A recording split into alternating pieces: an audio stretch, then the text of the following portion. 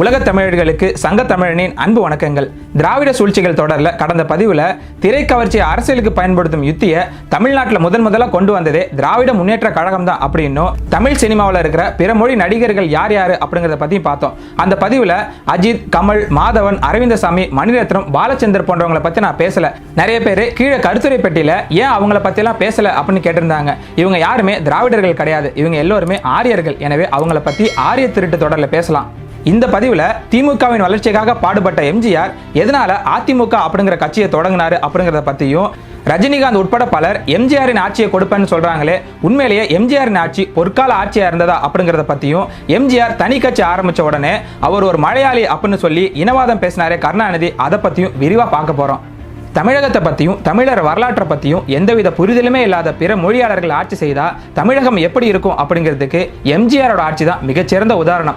என்னதான் எம்ஜிஆர் மக்களுக்கு நிறைய நன்மைகளை செஞ்சிருந்தாலுமே அவர் ஆட்சியில் செய்த ஒரு சில தவறுகள் தான் இன்னை வரைக்கும் நம்மளை பாதிச்சிட்டு இருக்கு. இந்த நிலையில தமிழகத்தை பற்றி எந்தவித அறிவுமே இல்லாத பிற மொழி நடிகர்கள் மீண்டும் தமிழகத்தை ஆட்சி செஞ்சாங்கன்னா நம் வருங்கால சந்ததியினர் எந்த அளவுக்கு பாதிக்கப்படுவாங்க அப்படிங்கிறத இந்த பதிவின் இறுதியில் நீங்களே தெரிஞ்சுப்பீங்க. எனவே கண்டிப்பாக முழுமையாக அந்த பதிவை பாருங்க. நான் ஆணையிட்டால் அது நடந்து விட்டால் இங்கு ஏழைகள் வேதனை படமாட்டா.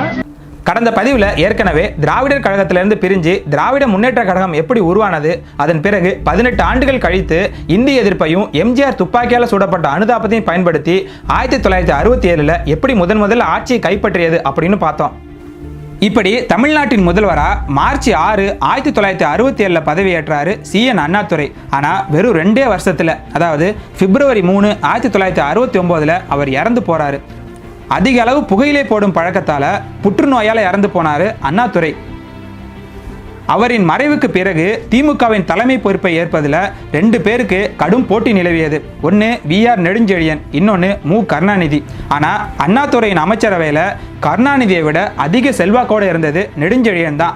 அண்ணாவே தம்பி வா தலைமையேற்கவா அப்படின்னு அழைச்சது நெடுஞ்செழியனை தான், கருணாநிதி இல்லை.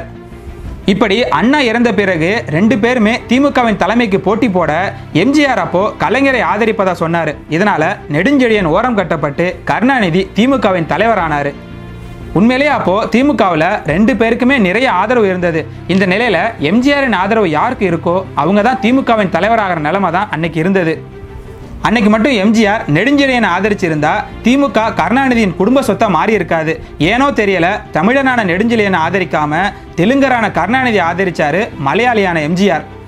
அதாவது தமிழர் பதவிக்கு வரக்கூடாது அப்படிங்கிறதுல திராவிடம் அப்போ இருந்தே தெளிவா இருந்திருக்கு.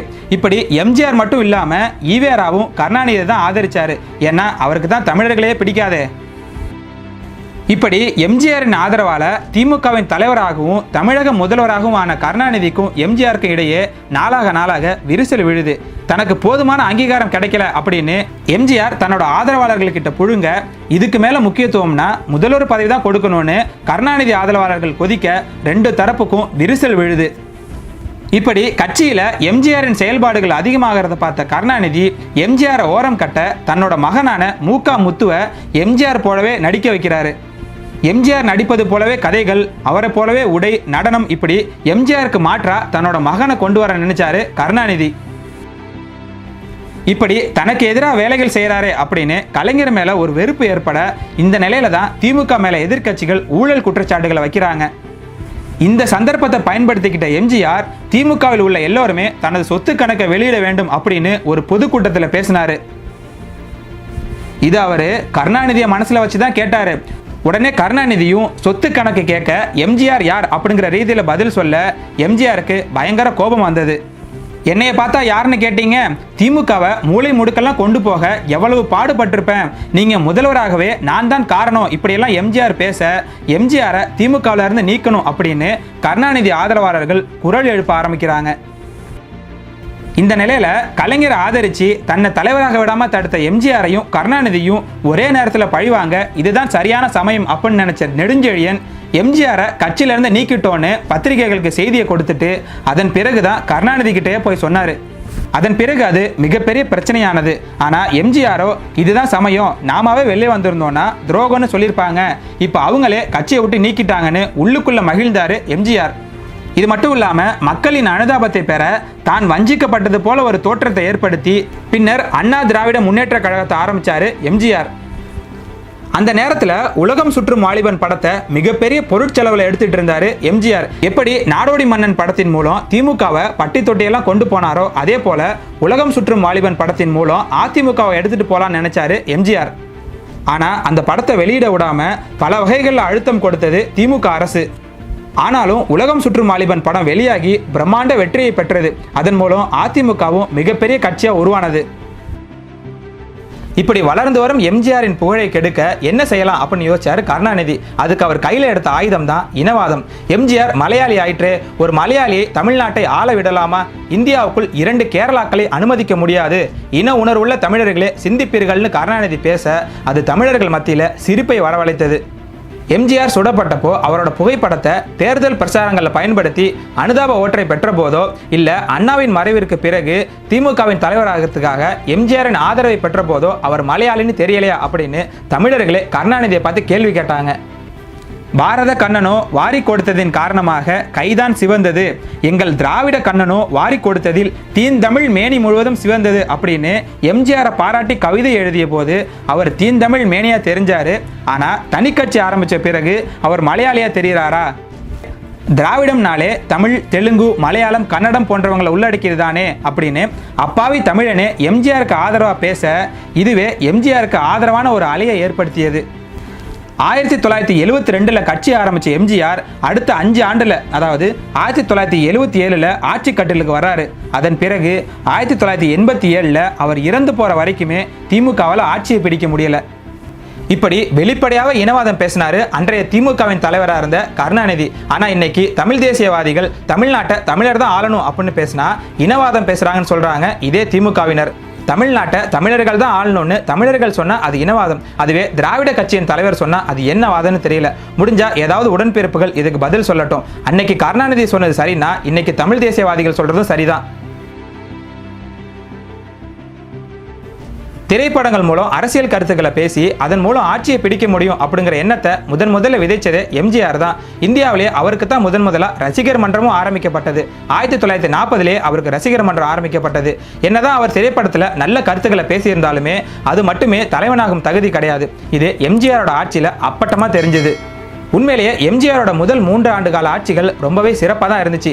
காமராஜர் ஆட்சிக்கு பிறகு லஞ்சம் ஊழலற்ற ஆட்சி அப்படின்னா அது எம்ஜிஆரோட முதல் 3 ஆண்டு கால ஆட்சி தான். இன்னைக்கு வரைக்குமே நமக்கு அப்படி ஒரு ஆட்சி கிடைக்கல. ஆனா 1980 ஆட்சி கலைக்கப்பட்டு மீண்டும் முதல்வர தேர்வான பிறகு அவரோட ஆட்சி மேல பல புகார்கள் எழ ஆரம்பிச்சது. மக்களோட பிரச்சனைகளுக்கு நிரந்தர தீர்வு காண முயற்சி செய்யாம எம்ஜிஆரோட திட்டங்கள் எல்லாமே தற்காலிக தீர்வாக தான் இருந்தது. சொல்லப்போனா தமிழர்களை இலவசத்துக்கு அடிமைப்படுத்தினது எம்ஜிஆர் தான் அப்படின்னா அது மிகையாகாது. காமராஜர் இலவச மதிய உணவு திட்டத்தை கொண்டு வந்தாரு. ஆனா அது மாணவர்களை பள்ளிக்கு இருக்கதான். ஆனா எம்ஜிஆர் கொண்டு வந்த இலவச திட்டங்களை நீங்களே பாருங்க. தாலிக்கு இலவச தங்கம், இலவச காலனி, இலவச பல்பொடி, இப்படி பல்பொடியை கூட இலவசமாக கொடுத்து மக்களை சோம்பேறி ஆக்குனதும் எம்ஜிஆர் தான். அவருக்கு இருந்த செல்வாக்கை பயன்படுத்தி என்னென்னவோ செஞ்சிருக்கலாம்.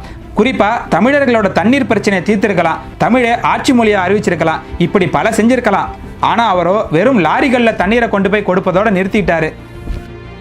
இது மட்டும் இல்லாம எம்ஜிஆரோட ஆட்சியில தான் புற்றீசல் போல தனியார் பொறியியல் கல்லூரிகள் அரசியல்வாதிகளால் தொடங்கப்பட்டது. பொறியியல் படிப்பை வியாபாரமாக்கி இன்னைக்கு பல இளைஞர்கள் வேலை இல்லாம ஆக்கிய பெருமையும் எம்ஜிஆர் தான் சேரும். அவர் என்னதான் நல்ல எண்ணத்துல செஞ்சிருந்தாலும் கல்லூரி ஆரம்பிக்கும் உரிமையை தன் கட்சியை சேர்ந்த அரசியல்வாதிகள்கிட்ட கொடுத்தது மிகப்பெரிய தவறு.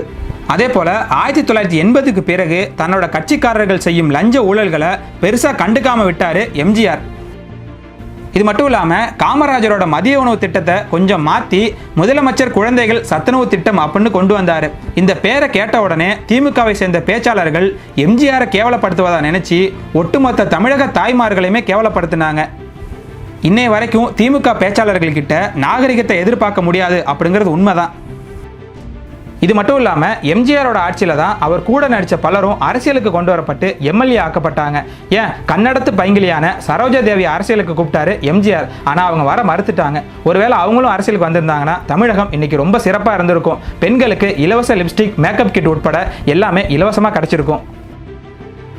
எம்ஜிஆர் எப்படி அவர் கூட நடிச்சவங்களை அரசியலுக்கு கொண்டு வந்தாரோ அதே போல தான் இன்னைக்கு கமல்ஹாசனும் செஞ்சுட்டு இருக்காரு. எம்ஜிஆரோட ஆட்சியில தான் லட்சக்கணக்கான மலையாளிகள் தமிழகத்தை நோக்கி படையெடுத்து வந்து பல தொழில்களை தொடங்கினாங்க.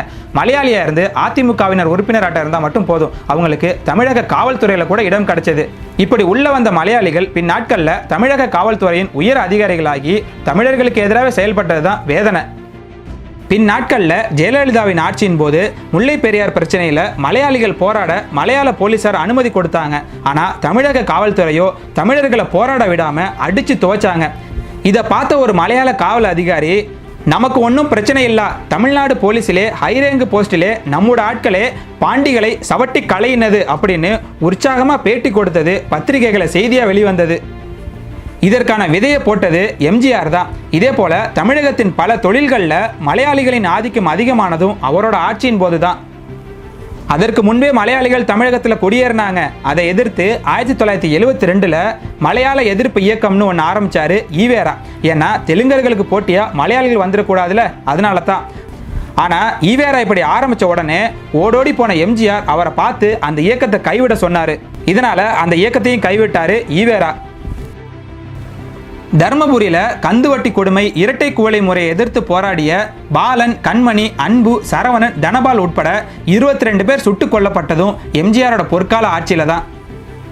சமீபத்தில் தூத்துக்குடியில நேர்மையா போராடியவங்களை சுட்டுக் கொன்னது அதிமுக அரசு. ஒருவேளை எம்ஜிஆரை பார்த்து தான் அப்படி பண்ணியிருப்பாங்களோ? ஒரு பக்கம் விடுதலை புலிகளுக்காக அள்ளி கொடுத்த அதே எம்ஜிஆர் தான் இன்னொரு பக்கம் ஈழம் விடுதலைக்காக போராடியவங்களை கொடூரமான முறையில் அடக்குனாரு. போராடிய மாணவர்கள் மீது பேருந்தை ஏற்றிக்கொண்ட ஓட்டுநர் மனநலம் பாதிக்கப்பட்டவர்னு தப்பிக்க வச்சதும் எம்ஜிஆர் ஆட்சி தான். ரியல் எஸ்டேட் துறையில பல ஊழல்கள் நடந்ததும் அரசு நிலங்கள் மலிவான விலைக்கு தனியாருக்கு விற்கப்பட்டதும் எம்ஜிஆர் ஆட்சியில தான். படகோட்டி படத்துல மீனவனா நடிச்ச அதே எம்ஜிஆர் தான் மெரினாவை அழகுபடுத்தணும் அப்படின்னு அங்கு இருந்த மீனவர்களை வேறு இடத்துக்கு முதல்ல மாற்றம் செஞ்சாரு. அன்னைக்கு ஆரம்பிச்சு இன்னைக்கு வரைக்கும் இப்படி லட்சக்கணக்கான மீனவர்கள் கடலை விட்டு வெகு தூரத்தில் குடியமர்த்தப்பட்டிருக்காங்க. அதே போல தாய்மேல் ஆணையா மதுக்கடைகளை திறக்க மாட்டேன்னு சொல்லிட்டு டாஸ்மாக் வாரியத்தை அமைச்சு மதுக்கடைகளை திறந்ததும் எம்ஜிஆர் தான். இன்னை வரைக்குமே அதை மூட முடியல. ஒரே வருடத்துல 10,000 மெட்ரிகுலேஷன் பள்ளிகளுக்கு அனுமதி கொடுத்து இன்னைக்கு தமிழ்ல படிச்சா வேலை கிடைக்குமான்னு தமிழ் வழி கல்வியையே கேள்விக்குறியாக்கின பெருமையும் எம்ஜிஆரையே போய் சேரும். இன்னும் பல குற்றச்சாட்டுகளை சொல்லிட்டே போகலாம். ஆனால் இது எல்லாத்துக்குமே எம்ஜிஆரோட உடல்நிலை தான் காரணம் அப்படின்னு சொல்றாங்க அதிமுகவினர். என்னதான் இருந்தாலும் அவர் ஆட்சியில் நடந்ததுக்கு அவர் தான் பொறுப்பாக முடியும். அவரை சொல்லியும் குத்தம் இல்லை, அவர் ஒரு நடிகர், அவரால் முடிஞ்சதை செஞ்சாரு. ஆனால் நடிகர்களை தலைவராக பார்த்தது தமிழ் மக்களின் குற்றம் தான். சரி, எம்ஜிஆர் நல்லதே பண்ணலையா அப்படின்னு கேட்குறீங்களா? அவரும் ஒரு சில நல்லதை செஞ்சிருக்காரு. உதாரணமாக விவசாயிகளுக்கு இலவச மின்சாரம் கொடுக்கும் திட்டத்தை முதல்ல கொண்டு வந்தது எம்ஜிஆர் தான். உண்மையிலேயே இது மிகவும் பாராட்டப்பட வேண்டிய ஒரு திட்டம் தான். அது மட்டும் இல்லாமல் அவரோட ஆட்சியில தான் தஞ்சை தமிழ் பல்கலைக்கழகமும் தோற்றுவிக்கப்பட்டது. இது எல்லாத்தையும் விட விடுதலை புலிகளுக்கு ஆதரவான நிலைப்பாட்டை எடுத்தாரு எம்ஜிஆர். சொல்லப்போனா திராவிட அரசியல்வாதிகள்லேயே கொஞ்சம் தமிழ் தேசிய சிந்தனை உள்ளவரும் எம்ஜிஆர் தான். தன் மீது உள்ள மலையாளி அப்படிங்கிற பழியை துடைக்கிறதுக்காக தமிழர்களுக்குன்னு ஒரு தனி நாடு உருவாக்கி கொடுக்க கோடியா கொட்டி கொடுத்தவர் தான் இது எம்ஜிஆர். தன்னோட சொந்த பணத்திலிருந்து கிட்டத்தட்ட 7 கோடி ரூபாய்க்கு மேல விடுதலை புலிகளுக்காக கொடுத்திருக்காரு. இதனால தான் எம்ஜிஆர் இறந்து போன பிறகு தமிழீழ மக்கள் சுதந்திரமாக வாழ வேண்டும் என விரும்பிய மாண்புமிகு முதலமைச்சர் எம்ஜிஆர் அவர்களுக்கு விடுதலை புலிகள் கண்ணீர் அஞ்சலி செலுத்துகிறது அப்படின்னு கண்ணீர் அஞ்சலி வெளியிட்டது விடுதலை புலிகள். எம்ஜிஆருக்கு அடுத்ததா விடுதலை புலிகள் கண்ணீர் அஞ்சலி செலுத்தினது முத்துக்குமாருக்கு தான். எம்ஜிஆர் மேல பல குற்றச்சாட்டுகள் இருந்தாலுமே அவரின் தமிழீழ ஆதரவு உண்மையிலே பாராட்டப்பட வேண்டிய ஒன்று. எம்ஜிஆர் மட்டும் இன்னும் 10 வருடங்கள் உயிரோடு இருந்திருந்தார்னா கண்டிப்பா தமிழீழம் அமைஞ்சிருக்கும். அப்படியே தனிநாடு அமையாட்டியும் லட்சக்கணக்கான தமிழர்கள் படுகொலை செய்யப்படுவதை பார்த்துட்டு சும்மா இருந்திருக்க மாட்டாரு. பதவி பிச்சை கேட்டு மத்திய அரசு கிட்ட கையேந்தி தமிழர்களை அழிக்க கட்டாயமா துணை போயிருக்க மாட்டாரு.